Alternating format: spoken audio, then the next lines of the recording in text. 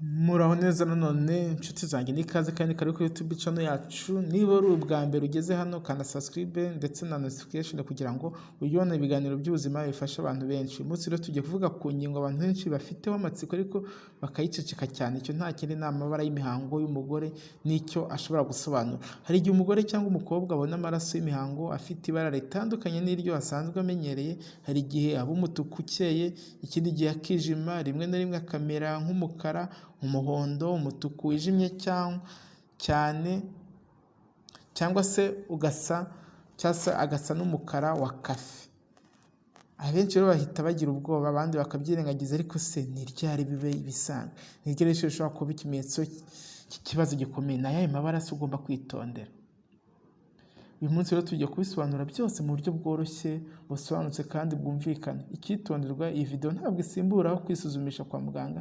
Niba ufite ikibazo gikomeye cyangwa ibimenyetso bikabije, gana ivuriro rikwegereye, muganga aguha ubufasha bwisumbuyeho yanagusuzuma. Kandi rero subscription nimba utarabikora. Imihango se ubundi ni iki? Mbere yo kuvuga amabara, reka tubanze twumve imihango icyo ari cyo. Imihango ni amaraso n'uduce tw'imbere muri nyababyeyi bisohoka igihe umugore atatwise cyangwa se atabaye gusama. Biba buri kwezi ku bagore benshi. Mu gihe cy'ukwezi buri umubiri w'umugore uba witeguye gutwita. Nyababyeyi yubaka igice cy'imbere cyoroshye kandi gifite amaraso menshi kugira ngo niba urusoro ruzabone aho rukurira. Iyo rero nta nda yabayeho cyangwa nta gusama byabayeho, icyo gice kirasenyuka maze kigaturuka kikameneka nk'imihango. Niyo maraso ubona ni ugusandara kw'ibi. Ibi ni byo bituma rero amaraso y'imihango atamera kimwe n'amaraso asanzwe ava ku gikomere. Hari ibintu byinshi rero bishobora gutuma ibara ry'imihango rihinduka. Imyaka umuntu agezemo, imisemburo, stress, imiti umuntu arimo gufata, ama-infection, uburyo amaraso asohoka, igihe amaraso yamaze muri nyababyeyi, gutwita cyangwa se gukuramo inda, uburyo bwo kuboneza urubyaro. Niyo mpamvu ibara rimwe ritahita risobanura indwara. Reka tubanze ibara, hashobora kuba ibara ry'umutuku ukeye. Iyo imihango ifite ibara ritukura rigerurutse cyangwa se umutuku ukeye, akenshi biba ari ibisanzwe. Ibi bishobora gusobanura ko amaraso ari mashya kandi asohoka vuba. Abagore benshi rero babona iri bara ku munsi wa mbere cyangwa se wa kabiri w'imihango, igihe amaraso aba ari menshi mu bagore bafite cycle isanzwe. Ariko hari igihe umutuku ukeye ushobora kugira icyo uvuga. Icya mbere, hormone ziri hasi. Hari igihe estrogen iba ari nkeya cyane. Ibi bishobora gutuma imihango iba yoroheje kandi ifite ibara ritukura ryoroshye. Ikindi ni stress cyangwa se kunanuka cyane. Abantu bafite stress nyinshi cyangwa se bagabanya ibiro cyane bashobora kubona impinduka mu mihango. Abakora siporo nyinshi, abakobwa cyangwa se abagore bakora siporo nyinshi cyane, nabo bashobora kubona imihango ihinduka. Ni ryo rero wajya kwa muganga niba amaraso ari menshi cyane, niba ufite isereri, niba ufite umunaniro ukabije, niba imihango iherekejwe n'ububabare bukabije, iki gihe ukwiye kujya kwa muganga. Irindi bara rikunze kuba ni umutuku wijimye. Umutuku wijimye, imihango isa n'umutuku wijimye ni ibara rikunze kugaragara cyane. Akenshi biba bisanzwe, bikunze kuboneka hagati mu mihango cyangwa se igihe amaraso amaze igihe gito muri nyababyeyi, igihe flow itari nyinshi cyane. Abenshi bahita bagira ubwoba, ariko si buri gihe biba ari ikibazo. Ibi ni iki kibitera se? Iyo amaraso adasohotse vuba ahura n'umwuka maze agatangira kwijima. Ni kimwe n'uko icyuma gishobora gufata ingesi iyo kimaze igihe hanze. Ni ryo rero biba ikibazo. Iyo harimo impumuro mbi, iyo habaho ububabare bukabije, iyo imihango ihindutse cyane mu buryo butunguranye. Hari igihe bishobora kuba infection cyangwa ikibazo cy'amahormone. Irindi bara ni umukara cyangwa kofi.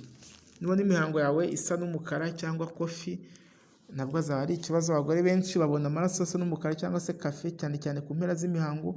Ibi akenshi biba ari amaraso ashaje. Iyo amaraso yamaze igihe muri nyababyeyi, mbere yo gusohoka arijima cyane kubera ko amaze igihe muri nyababyeyi. Ibi biba rero bisanzwe ryari? Ku mpera y'imihango, nyuma y'uko flow yagabanutse. Ku bagore bamwe bafite cycle ndende birashoboka, ariko hari igihe bishobora kuba ikibazo. Hari ibintu byasigaye, hari ibintu wenda byasigaye muri nyababyeyi nko nyuma yo gukuramo inda cyangwa se kubyara, ama-infection, niba harimo impumuro mbi, ufite umuriro, ufite ububabare bukabije, kubabara mu nda yo hasi. Ikibazo cyo gufunga inzira y'amaraso nacyo cyaje. Hari igihe amaraso atabasha gusohoka neza. Uko rero wakwitwara? Ntukwiye guhita ugira ubwoba, itegereze igihe bimara. Niba bihoraho, niba biherekejwe n'ibindi bimenyetso, nabyo ukwiye kubireba. Ikindi, hari imihango isa n'umuhondo cyangwa oranje. Iri bara ni rimwe mu mabara abantu benshi batinya. Amaraso cyangwa ibintu bimeze nk'imihango bifite ibara ry'umuhondo cyangwa se oranje bishobora rimwe na rimwe kuba ikimenyetso cy'ama-infection. Infection zishobora kubitera ni bacterial vaginosis, sexual transmitted infection cyangwa se izindi infection zo mu gitsina. Ibimenyetso biberekeza ni impumuro mbi, kwishimagura mu gitsina, kubabara mu gitsina, ubushye, ibintu byinshi bidasanzwe. Hari igihe biba bisanzwe yego, hari igihe amaraso yivanga n'utundi dusohoka two mu gitsina maze bikakora ibara rigahinduka, ariko niba bihoraho cyangwa bifite impumuro mbi ngwino kwa muganga uhabwe ubufasha. Ikindi hari ibara ry'umuhondo werurutse cyangwa se pink cyangwa umutuku woroshye cyane ushobora guterwa n'ibintu byinshi, hormone nke, estrogen iri hasi, gutangira cyangwa se kurangira kw'imihango akenshi ku ntangiriro cyangwa ku mpera nta kibazo, spotting mu gihe cyo gutwita, hari abagore babona amaraso make pink igihe urusaro rufata kuri nyababyeyi, kunanuka cyane cyangwa se stress, ibi nabyo bishobora kugira uruhare.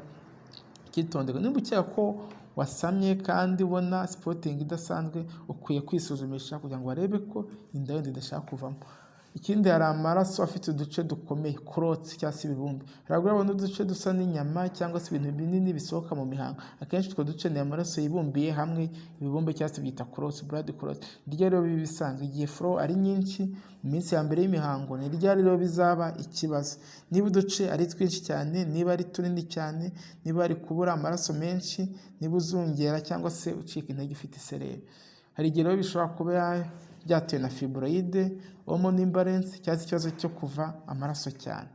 Ikindi impumuro mbi y'imihango ibaho gute? Abantu benshi bibaza niba imihango igomba kugira impumuro mbi. Iki ni ikibazo nawe ushobora kuba wibaza, ariko aka kanya ugiye gusubiza. Ukuri ni uko impumuro yoroheje ishobora kuba isanzwe, ariko impumuro mbi cyane ishobora kuba ikibazo. Ibyo byerekana infection, pad idahindurwa kenshi n'ikibazo cy'isuku. Inama z'isuku rero: hindura pad kenshi, koresha amazi meza, wirinde gushyira ibintu bikomeye mu gitsina nka za sopu zitemewe. Amabara y'imihango n'uburumbuke: hari abantu batekereza ko ibara ry'imihango rihita risobanura ko umugore ashobora gusama cyangwa atabishobora. Si byo buri gihe, ariko hari impinduka zishobora gutanga amakuru. Urugero: imihango idasanzwe cyane, kubura imihango, spotting nyinshi, kuva amaraso hagati mu kwezi. Ibi rero bishobora rimwe na rimwe kuba bifitanye isano n'imisemburo cyangwa ibindi bibazo. Ni ryo rero ugomba kujya kwa muganga. Jya kwa muganga niba ufite amaraso menshi cyane, uhindura pad buri saha kubera kuba yuzuye, ufite umunaniro ukabije, uzungera, ufite impumuro mbi cyane bikabije mu gitsina y'imihango, ufite umuriro, ubabara cyane, imihango ihindutse mu buryo budasanzwe, ubona amaraso nyuma yo gucura. Kwivuza hakiri kare bifasha kumenya ikibazo no kugikemura. Uvuga ngo nimba ubona amaraso ameze nk'imihango nyuma ya menopause, waba ufite ikibazo gikomeye. Amabara y'imihango ashobora kugira icyo asobanura, ariko ntabwo buri bara rihita risobanura indwara. Icy'ingenzi ni ukumenya umubiri wawe no kwitondera impinduka zidasanzwe. Niba hari igice wifuza ko twazakora video yihariye, andika muri comment. Niba iyi video igufashije, kanda like, share na subscribe kugira ngo ubutumwa bugere kuri benshi. Murakoze cyane, tuzakomeza guhura muri video zitandukanye. Bye bye, ciao ciao, subscribe. Muraho neza nanone inshuti zanjye, n'ikaze kandi kari kuri YouTube channel yacu. Niba ari ubwa mbere ugeze hano, kanda subscribe ndetse na notification kugira ngo ujye ibiganiro by'ubuzima bifasha abantu benshi. Uyu munsi rero tugiye kuvuga ku ngingo abantu benshi bafiteho amatsiko ariko bakayiceceka cyane. Icyo nta kindi ni amabara y'imihango y'umugore n'icyo ashobora gusobanura. Hari igihe umugore cyangwa umukobwa abona amaraso y'imihango afite ibara ritandukanye n'iryo asanzwe amenyereye. Hari igihe aba umutuku ukeye, ikindi gihe akijima, rimwe na rimwe akamera nk'umukara, umuhondo, umutuku wijimye cyane, cyangwa se agasa n'umukara wa kafe. Abenshi rero bahita bagira ubwoba, abandi bakabyirengagiza, ariko se ni ryari bibe ibisanzwe? Ni ryo rero bishobora kuba ikimenyetso cy'ikibazo gikomeye.